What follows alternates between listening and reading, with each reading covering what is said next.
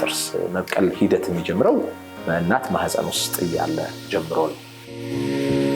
የወተት ጥርስ ከሆነ ወይም ቴምፖራሪ የምንለው ከሆነ ጊዜያዊ የምንለው ጥርስ ከሆነ በፐርማነንት ስለሚተካ ፐርማነንቱ ስለሚመጣ ከ6 ዓመት በኋላ የመተካት እድል ይኖራል። የጥርስ አደራደራችን ልክ እንደ ፊንገር ፕሪንት የእያንዳንዳችን አሻራ ነው።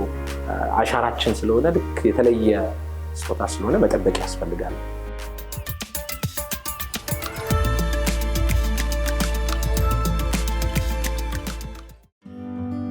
ዛሬ በልጆች የአፍ ጤናና የጥርስ እንክብካቤ ላይ አተኩረን ወደ እናንተ እንመጣለን።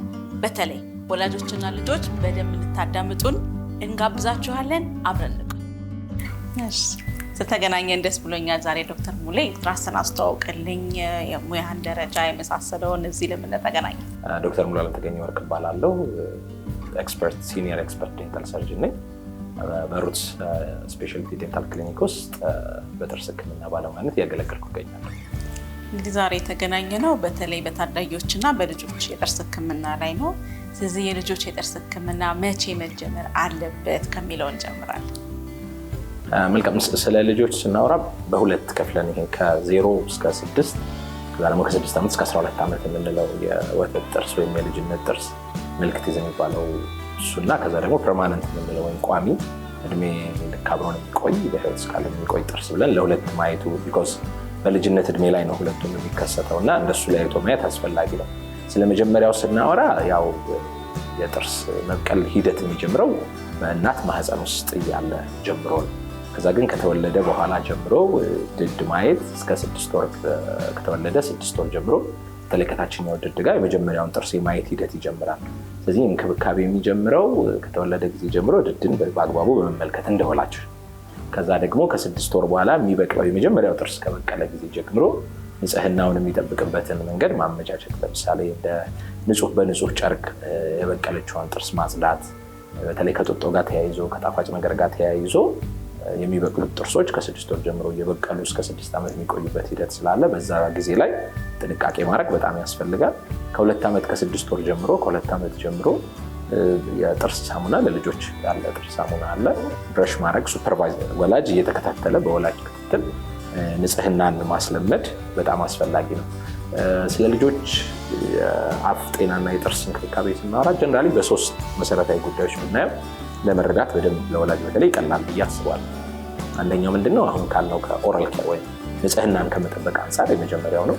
ሁለተኛው አመጋገብ ጋር ተያይዞ፣ በሶስተኛው ደግሞ የፕሮፌሽናል አድቫይዝ ወይም ደግሞ የክሊኒክ መጎብኘት ባለሙያዎችን በማድረግ በ3ቱ ዘርፍ ማየት ምልኡ የሆነ የአፍ ጤና እንዲኖር ይረዳል ብዬ አስባለሁ።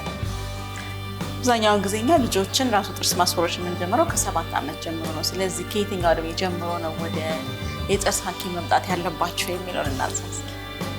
የወላጅ ክትትል ያው ከተወለዱ ጊዜ ጀምሮ ከድዳቸው ጀምሮ ፎሎ ማድረግ ይጠበቃል። ከዛ ክትትል በኋላ ጥርስ ማብቀል ከጀመሩ ጊዜ ጀምሮ ሳይንሱ የሚመከረው በየአመቱ ቢያንስ ከ6 ወር እስከ ዓመት ባለ ጊዜ ዓመት 2 ጊዜ ቪዚት ቢደረግ ጥርስ ባለሙያ መልካም ነው።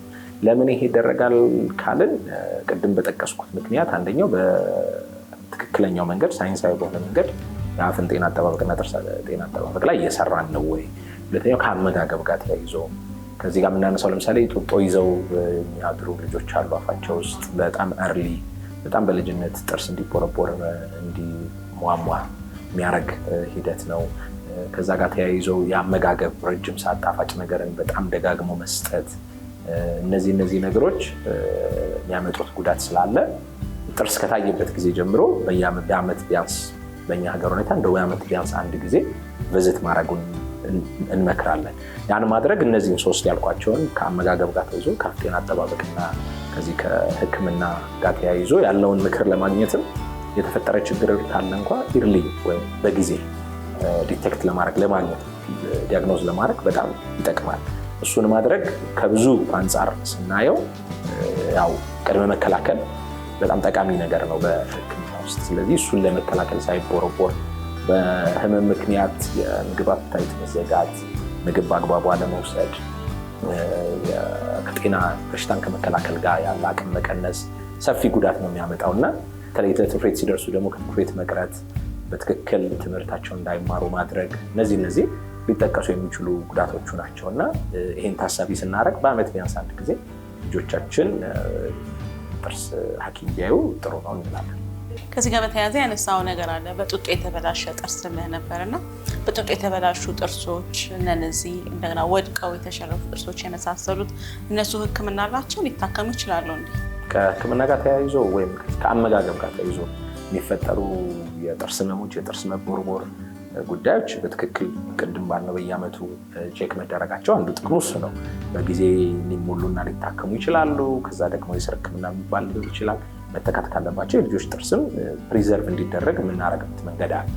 በቅድም እንዳልነው እስከ 6 ዓመት የተበላሸ ጥርስ የወተት ጥርስ ከሆነ ወይም ቴምፖራሪ የምንለው ከሆነ ጊዜያዊ የምንለው ጥርስ ከሆነ በፐርማነንት ስለሚተካ ፐርማነንቱ ስለሚመጣ ከ6 ዓመት በኋላ የመተካት እድል ይኖረዋል። ከ6 ዓመት ጀምሮ ግን አፋቸው ውስጥ ልጆች አፍ ውስጥ ቋሚ ጥርስ መብቀል ይጀምራል። እነዚያ ቋሚ ጥርሶች ከተጎዱ ግን ከዛ በኋላ የድጋሚ ማብቀል እድሉ በጣም ዝቅተኛ አይኖርም። ድጋሚ ማይሆን ግን የጉዳት መጠኑ ሳይከፋ በተለይ የልጅነት የወተት ጥርስ ያልነው በጣም ተጎድቶ ኢንፌክሽን ፈጥሮ ከታች የሚመጣውን ቋሚ ጥርስ ላይ ጉዳት እንዳያደርስ ጅዱ ላይ ጉዳት እንዳያደርስ የሕክምና ባለሙያን መጎብኘት በጣም የምንመክረው ነገር ነው። ከምግብ ጋር ተያይዞ ጡጦ ባፍ ማድረግ፣ ተደጋጋሚ ጣፋጭ ነገር መስጠት ጥርስ በቀላሉ እንዲቦረቦር ያደርጋል። ጥርስ የሚቦረቦርበት እድል በጣም ከፍ ያደርገዋል። እኛ ደግሞ እንዳልነው ከህመምን ባሻገር ደግሞ የሚመጣው ቋሚ የምንለው ጥርስ ላይ ጉዳት የሚያደርስበት እድል ስላለ እሱን ጥንቃቄ ማድረግ በጣም እንመክራለን።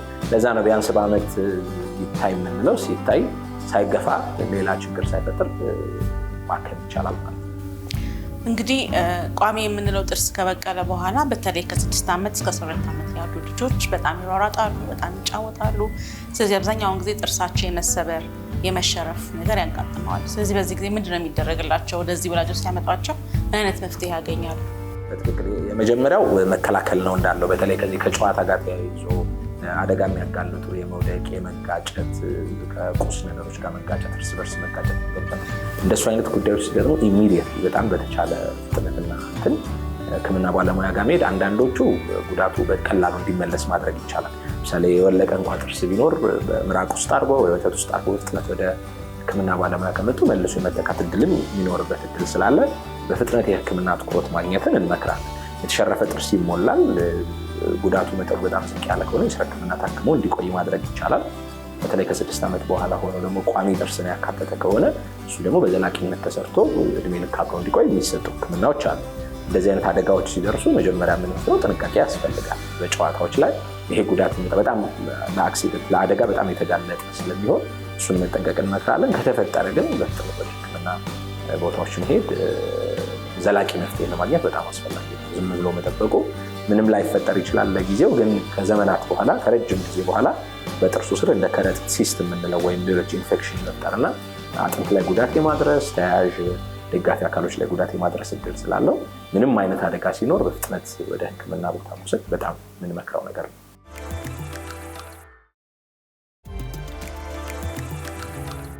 እንግዲህ ከ6 እስከ 12 ዓመት ያሉ ልጆችን አንስተናል። በተለይ ደግሞ ከ12 ዓመት እስከ 18 ዓመት ባሉ ልጆች በተለይ አሁን የሚታየው በጣም ብሬስ ነው። ሁሉም ልጆች ብሬስ ያስፈልገናል ይላሉና እንደ ባለሙያ ብሬስ ግዴታ ለሁሉም አስፈላጊ የሆነ ነገር ነው ወይ? ለምንድነው ብሬስ ሕክምና ላይ እንደዚህ በጣም ትኩረት የበዛው የሚለው እናንሳ እስኪ። በዚህ ዘመን ውበት ግዴታ ነው ወይ ማግኘት ግዴታ ነው ወይ የሚለው ጥያቄ ነው። መረጃ ነገሮችን የማወቅ ከፍታ ሲኖር መስተካከል የሚችል ነገር መሆኑን መታመን ሲጀምር፣ ሕክምናው ያነዛን ለውጦች ማምጣት ሲጀምር፣ አዌርነስ ሁሌ ግንዛቤው በጣም ከፍ ሲል ሁል ጊዜ ዲማንድ የተፈጠረ ነገር ሁሉም ያስፈልገዋል ብሎ መደምደም አይቻልም። ጀነራላይዝ አድርጎ መናገር በጣም ከባድ ነው። ግን መስተካከል ይችላሉ። በጣም ብዙ ጉዳዮች መስተካከል ይችላሉ። ከስነ ልቦና ጋር ይገናኛል፣ ከውበት ጋር ይገናኛል፣ ከማግኘት ጋር ይገናኛል፣ ከአመጋገብ ጋር ይገናኛል፣ ከስፒች ጋር ከንግግር ጋር ይገናኛል። ጥቅሙ እንደው ለታይታ ብቻ አይደለም፣ ብዙ አይነት የጤና ጥቅሞች አሉት። እሱን ከማረጉ አንጻር ሲታይ በሕክምና ባለሙያና ይህንን ስፔሲፊክ የሚሰሩ ኦርቶዶንቲስት የሚባል ወይም የዚህ ስፔሻላይዝ ባደረጉ ሐኪሞች መሰራቱን አድቫይዝ አደርጋለሁ። ውጤቱ የተሻለ ይሆናል። ቅድም አንስተን መሸረፍ ላይ ሁለት ማነሱ ሀሳብ መሸረፍ፣ አንዳንዱ ኢሚዲየትሊ መሸረፍ ሆኖ ቀላል መሸረፍ ሆኖ በፍጥነት ወደ ሕክምና ከተመጣ ተሞልቶ መስተካከል እንችላለን። አንዳንዴ ግን ግጭት ምናምን ይኖርና ትተነው ረጅም ዘመን ቆይቶ ከውስጥ በአጥንት ስር የሚያመጣቸው ጉዳቶች ይኖራሉና በተለይ ከየትኛውም አደጋ በኋላ ሕክምና በኤክስሬይ መታየት በሕክምና መታየት አድቫይዝ አደርጋለሁ። ብሬስን አሁን ያለው ዘመኑ የፈቀደው ነገር ሆኖ በጣም ብዙ ባለሙያዎች አሉ። ግንዛቤውም ከፍ ብሏል እንዲደረግ አድቫይዝ አደርጋለሁ። በተለይ ከአነካከስ ጋር፣ ካተነፋፈስ ጋር፣ ከአመጋገብ ጋር፣ ከንግግር ጋር ያለው ጥቅም በጣም ሲሪየስ ስለሆነ እንደ ውበት ብቻ መታየት የለበትም። ግን ሁሉም ሰው ደግሞ ራይት ኤንድ ሌፍት ዝም ብሎ እንደው እየተነሳ ማድረግም አለበት። ብሬስ ለሁሉም ሰው ያስፈልጋል የሚለውም ድምዳሜ ትክክለኛ ነው ብያለሁ። ፋሽንን ነገር የመምሰል ነገር አለው። እንደሱ አይነት ነገሮችም ማለት ነው። እንደሱም አለ እንደሱ አይነት ነገርም አለው። ግን ከሕክምና አንጻር ያለው ጥቅም በዚህ መሀላው መሸፈን የለበትም። ትክክለኛው ፐርፐስ በትክክለኛው ባለሙያና ለትክክለኛው ዓላማ ሲደረግ በጣም አስፈላጊ ነው። በጣም ብዙ አይነት ብሬስ ነው ያለው። ፊክስድ የምንለው ወይም ሪሙቨብል የምንላቸው ሰዎች አሉ። ሁሉም ሰው አንድ አይነት ነገር ማድረግ የለበትም። እንደየኬዙ በትክክል ዲያግኖስ ተደርጎ በትክክል የሚመለከተው ባለሙያ አይቶ መታከምን በጣም ሬኮመንድ አደርጋለሁ። እንግዲህ ልጆችን ካነሳን አይቀር ስፔሻል ኒድስ ያላቸው ልጆች እናነሳለን። አንዳንድ ስፔሻል ኒድስ ያላቸው ልጆች ጥርሳቸውን የሚያንቀራጭጩ አሉ። አንዳንዶቹ ደግሞ በተለይ የወተት ጥርሳቸውን ሳይነቅሉ የሚቆዩ አሉና ወላጆችም ላይ ያውቁ ይችላሉ። ስለዚህ እነዚህ አይነት ስፔሻል ኒድስ ያላቸው ወላጆች ልጆች ጥርስን እንክብካቤ የሚመለከት ምን ነገር ማወቅ አለባቸው? የት ሊወስዷቸው ይችላሉ? ስፔሻል ኒድ የሚፈልጉ ልጆችን ስፔሻል ፎሎ አፕ ይፈልጋል። በባለሙያ የታዘዘ ስፔሻል ፎሎ አፕ ማድረግ ትክክለኛው መንገድ ነው። በተለይ ይሄ ከሀቢት ጋር በምላሳቸው ጣታቸውን የሚጠቡ በምላሳቸው ጥርሳቸውን የሚገፉ ጥርሳቸውን የሚያንቀራጭጩ ሀቢትስ የምንላቸው ናቸው። ሀቢት ብሬከር የምንለው ነገር አለ፣ ፕሮቴክተር የምንለው ነገር አለ። የተለያየ አይነት ሕክምናዎች ተሰጥቶ የሚያመጣውን ጉዳት መከላከል ይቻል ማድረግ ይቻላል። ግን ከዚህ ከሀቢቶቹ ጋር ተያይዞ የሚያመጡት ጉዳት ግን በጣም ሲሪየስ የሆነ ጉዳት ያመጣሉ። ለምሳሌ ያነሳሽው ጥርስ ማፋጨት የማንቀራጭጭ የሚባለው በተለምዶ የላይኛውን የጥርሳችንን አካል ኢናሜል የሚባለው በተለምዶ እሱን በሚደረገው ፍጨት እሱን ምን እንዲሆን ፍቆት እንዲሳሳ በማድረግ ሁለተኛ ዴንቲን የምንለው ወይም ሁለተኛ ደረጃ ያለው የጥርሳችን አካል ይጋለጥና ለሞቃት ነገር፣ ለቀዝቃዛ ነገር፣ ለቀዝቃዛ አየር፣ ለሞቃት አየር ሴንሲቲቭ መሆን መታመም ወይም ዴንቲን ሃይፐርሴንሲቲቪቲ የምንለውንም የጥርስ ለሙቅና ለቀዝቃዛ ነገር ተጋላጭ ሆኖ ጥርስን መከለል ያለበት የጥርስ እንዲጎዳ ያደርጋል። ከሙያ ጋር ተያይዘው በሚገርም ሁኔታ ሚስማር ጥርስ ላይ መያዝ፣ አንዳንድ ገራዦች ላይ በአሲድ ጥርስን ለማጽዳት መሞከር የምናያቸው ሀቢቶች አሉ። እነዚህ ሀቢቶች ጥሩ ልምዶች፣ ጥሩ ባህሎች አይደሉም። የሚያመጡት ጉዳት ቋሚ ጉዳት ሆኖ ህመምን ማስከተል ስላላቸው እንደዚህ አይነት ሀቢቶች ጥንቃቄ ይፈልጋሉ። ስፔሻል ኒድ ላይ ግን ብዙ ያልተሰራበት ዘርፍ ይመስለኛል። እኛ ሀገር ላይ ይህን ጉዳይ አስመልክቶ የሚሰሩ ማውቃቸው በጣም ጠንካራ ሰዎች አሉ። የኢትዮጵያ የጥርስ ሕክምና ባለሙያዎች ማህበርም እንደዚህ አይነት እንቅስቃሴዎች ላይ እንደሚሳተፍ አውቃለሁ። ግን ብዙ ባለሙያዎች አትኩሮት ሰጥተው መስራት ያለባቸው ገና ያልተነካ ጅምር ላይ ያለ እንቅስቃሴ ነው። ፐርሰናሊ በጣም ያስፈልጋል ብዬ በተቻለኝ አቅም ኢንቮልቭ ላደርግ መሞክርበት ዘርፍ ነው እና ትኩረት ይፈልጋል። በተለይ ኢዱኬሽን የግንዛቤ ማስጨበጥ ላይ ፎሎ አፕ ላይ በጣም በተለየ መልኩ ኤቭሪ 6 months ፎሎ አፕ ማድረግ ጉዳቱን ለመቀነስ ያለውን ጉዳት ለመቆጣጠር ጠቃሚ ነው ብዬ አስባለሁ።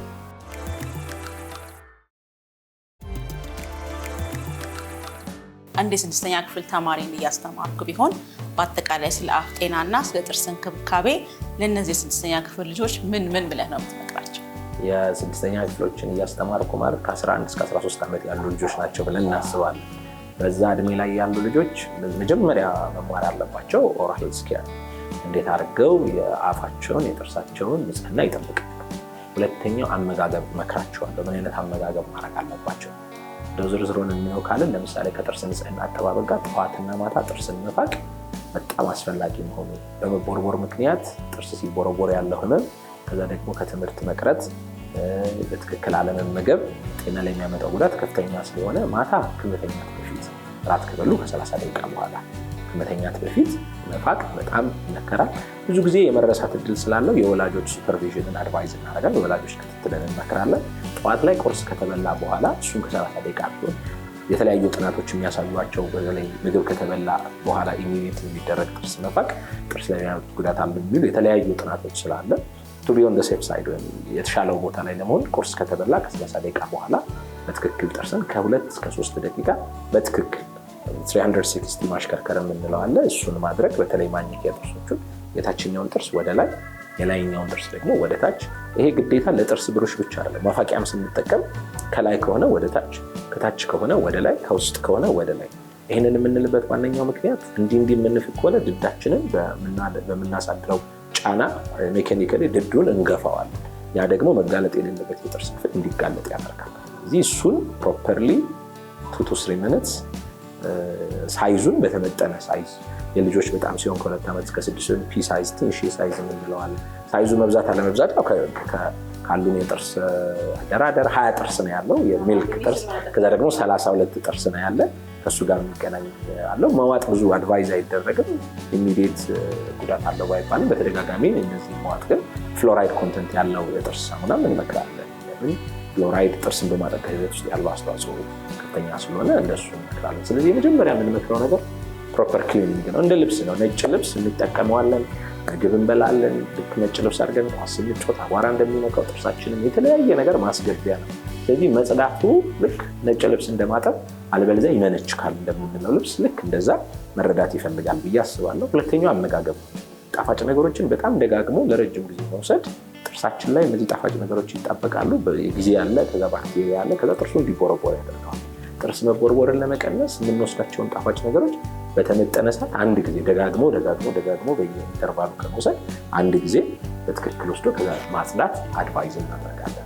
ሶስተኛው ቪዚት ነው። በአመት አንዴ ቢያንስ ሐኪም ጋር እንዲመጡ አድቫይዝ እናደርጋለን። ስለዚህ 6ኛ ክፍሎችን ባገኝ ይህን ነገር የምነግራቸው ይመስላል። አሁን ደግሞ ከዋና ዋና ከተማዎች ወጣ እንበልና ወደ ገጠር ከተማዎች እንሂድ። ለምሳሌ እንደ አፋር ብንወስድ አብዛኛው የኢትዮጵያ ሕዝብ የሚጠቀመው መፋቂያ ነው። ደግሞ አብዛኛውን ጊዜ እነሱ ጥርስ ቆንጆ ነው፣ በጣም ያምራል ይባላል እና ከዚህ ጋር በተያያዘ ስለ መፋቂያ ከገጠር ከዋና ዋና ከተሞች ወጣ ያሉ ቦታዎች ላይ ስላሉ ሰዎች ጥርስ እንክብካቤስ ምን ማለት እንችላለን? አፋር በጣም የምወደው አካባቢ ነው። በጣም ነው የምወደው በብዙ ምክንያቶች። ብዙ ምክንያት አለው። ፕሮፐር ጥናት ይፈልጋል። እኛ ሀገር አንዱ በጣም ከባዱ ነገር በተለይ እንደዚህ ከሳይንስ ከሙያ ጋር ተያይዞ የምንጠቀማቸው ጥናቶች ብዙ ጊዜ ዩሮሴንትሪክ የውጭውን ዓለም የምዕራቡን ዓለም በተለያዩ ቦታ የተደረጉ ጥናቶች ነው እና እንደ ሀገር በተለያዩ ትምህርት ቤቶች ውስጥ የሚመረጡ ተማሪዎች የሚያደርጓቸው ጥናቶች አሉ። ግን በደንብ የተሰራበት ዘርፍ ነው ብዬ አላስብም።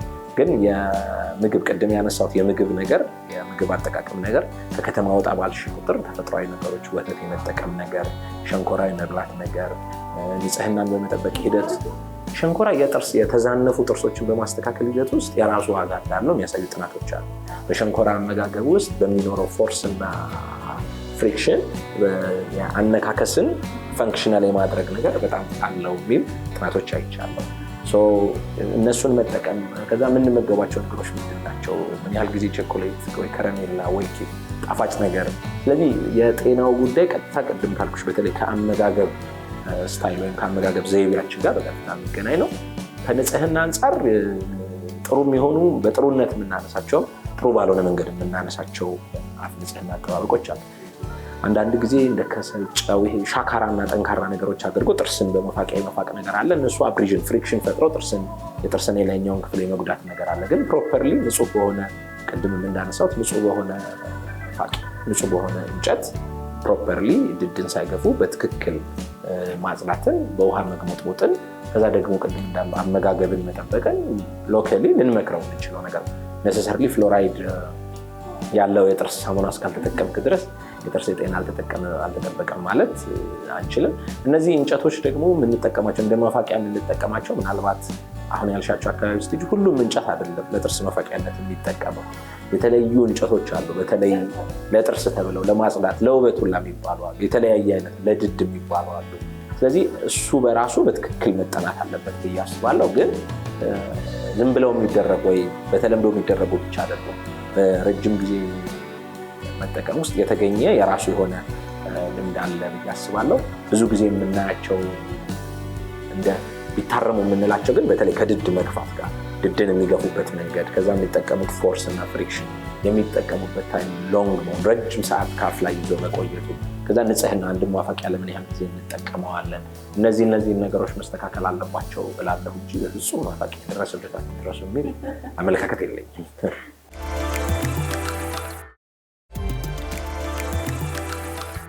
ከዚህ ጋር በተያያዘ እንግዲህ የተለያዩ ሰዎች ጥርስን ያጸዳሉ የሚጠቀሙባቸው የተለያዩ ነገሮች አሉ።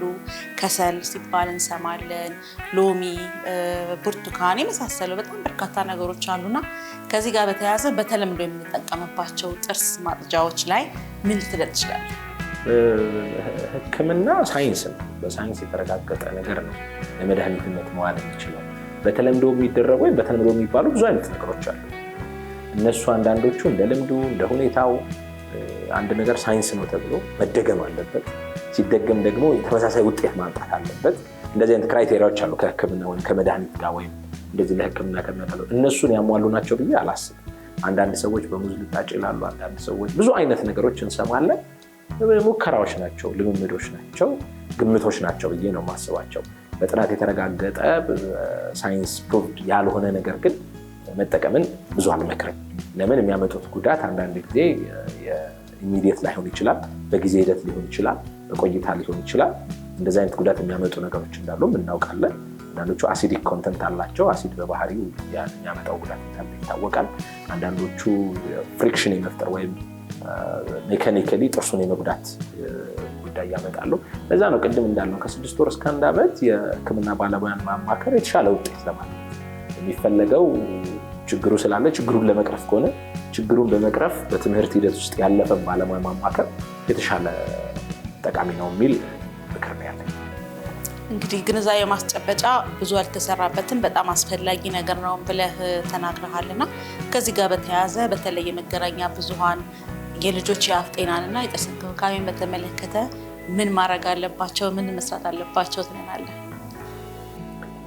ከእሱ ጋር ተያይዞ የመጀመሪያው በጉዳዩ ላይ የባለሙያው ቁጥር በሀገር አቀፍ ደረጃ ያለው የባለሙያው ቁጥር አናሳ መሆን የራሱ ኢፌክት አለው ብዬ አስባለሁ። በተለይ ግንዛቤ ማስጨበጥ ስራዬ ብለሽ የምትሰሪው ስራ ነው።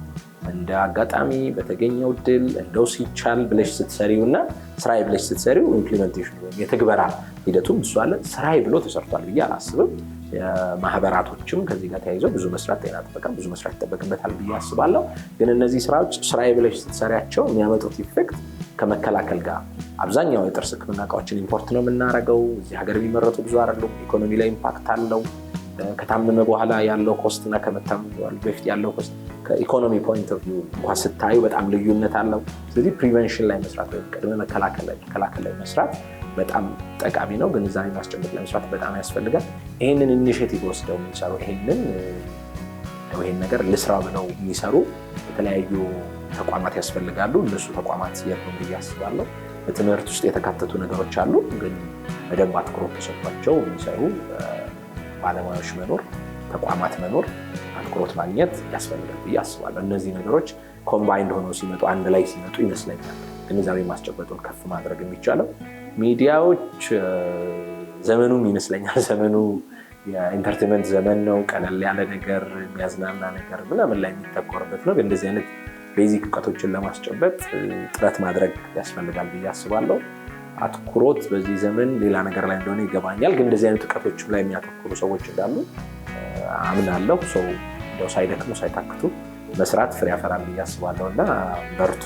ብዙ መሰራት ግን አለበት ብዬ አስባለሁ። በስተመጨረሻም እንግዲህ የዛሬው ትኩረታችን በተለይ የልጆች የአፍ ጤናና እንክብካቤ ስለሆነ ለሚመለከቱን ወላጆችና ልጆች ምን አይነት ምክር ትሰጣቸዋለህ?